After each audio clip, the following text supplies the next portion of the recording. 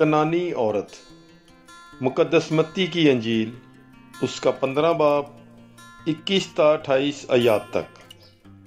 और यीशु वहाँ से रवाना होकर सूरो सदून के इलाका में गया, और देखो एक कनानी औरत जो उस मुल्क की थी पुकारते हुए कहने लगी कि ऐ खुदावंद दाऊद के बेटे, मुझ पर रहम कर, मेरी बेटी बुरी तरह से बदरू से सताई जाती है। मगर उसने उसे कुछ जवाब ना दिया। तब उसके शागिर्दों ने पास आकर उसकी मिन्नत की और कहा कि उसे रुखसत कर, क्योंकि वो हमारे पीछे चलाती है।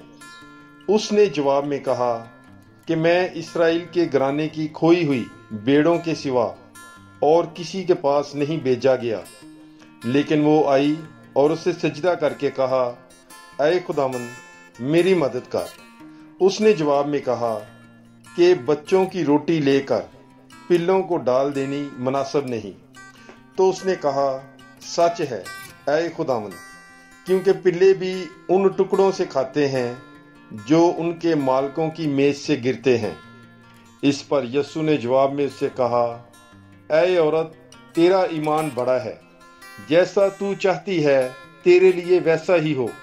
और उसी घड़ी उसकी बेटी ने शिफा पाई। पाक कलाम के पढ़े और सुने जाने पर खुदावंद की बरकत हो। खुदा का शुक्र हो।